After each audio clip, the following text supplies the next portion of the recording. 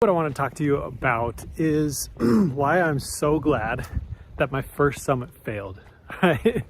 Maybe wondering, like, what the heck? That seems weird that you would want that to happen, or you're grateful that it did. But first of all, I just want to say, it's really important just to be grateful for your past experiences. I think for me, for a while, I used to struggle with that. Like, I used to just think, oh, well, man, this thing didn't work out, and I was just upset, right? You keep going, something else happens, you're like, oh man, I'm just bummed that this thing didn't work out, right? But then that's kind of the story of your life, right? The story of your life is that things didn't work out, and that's kind of the story that you continue to tell yourself, right? When you look back on those stories and you say, oh, yeah, that summit just didn't work out, like it was too bad, right? But when you are able to look at the good things that happened and what came of it, it allows you to reframe that story.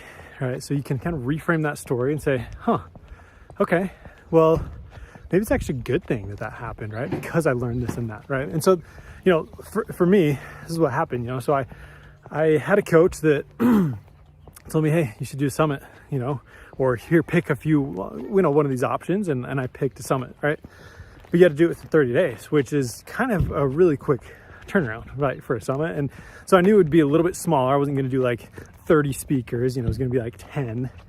But so that's what I decided. I said, okay, we'll do that. And there was a lot of things that didn't go right. Like, for one, I didn't get agreement from the speakers to actually have them promote the events, to actually send some emails out. I'd asked some, but it was more like, oh, but I'm kind of I just was grateful they were there, so I didn't really want to push it or anything like that. And so, I learned that, like, because that just makes all the difference, right? If they can help promote it, then that allows you to, get the people there that you want. And so grateful that happened, but not necessarily, it would have been awesome if I'd, had more people come, right? Again, it was still good, still great. But what's interesting though, to me, is that, when you look at the silver lining of this, kind of looking back on this and like, oh man, well, like, we didn't have that many people come, so it's like, whatever, it wasn't worth it. But no, there's so many good things that I learned. Number one, I learned how to do a summit, right? I saw the value of it and the power of it, which is sometimes hard to see, right? You hear someone talking about it and it's like, okay, that sounds good and that maybe is good for you or whatever, but like, it doesn't work for me, or things like that. And so seeing the power of it, I was like, wow, okay, I did this pretty quickly. The other thing though, to me, that's really cool about it is, I was talking to somebody the other day and they were just like, oh man, a summit, like, oh, it's so much work. There's so much that goes into it, right? And there is some coordination there. You got to do interviews, you got to get the videos edited and uploaded and send emails out. And there's a decent amount of stuff to do. But at the same time, like, I guess my takeaway from it was not that like, oh man, this is so much work, right? Like, for me, it was more like, wow, this is a really powerful tool, and I'm excited to use it more in the future because I feel like it's so helpful, right? And so that's something that I just want, you to know about, right? Is, number one, like, just remember and reframe those stories that you have, right? When things don't go wrong, like, learn from it and grow, but like, don't let it keep beating you into the road, like, for the rest of your life, right? I feel like I used to just do that. I used to have things that would happen. I just would continue to look back on those and think of how horrible I was because of that, or how I'm not good because this thing didn't work out, right? But it's just not true. And so it's important for you to, reframe those stories, right? And for me too, like, I'm still working on this too, but like, reframe those stories so that you can use them for good, right? And so you can see, oh wow, I learned a lot from the summit. I saw how to do this. I also saw the amazing relationships that I gained with people by essentially asking to interview them, right?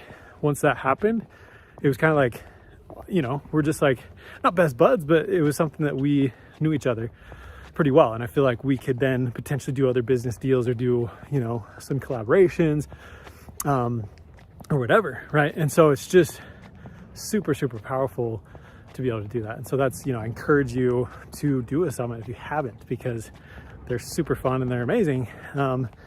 And there's a decent amount of work as well, of course. But that's why I'm grateful that happens, because it allowed me to learn from that, right? To see the power of a summit. It also allowed me to,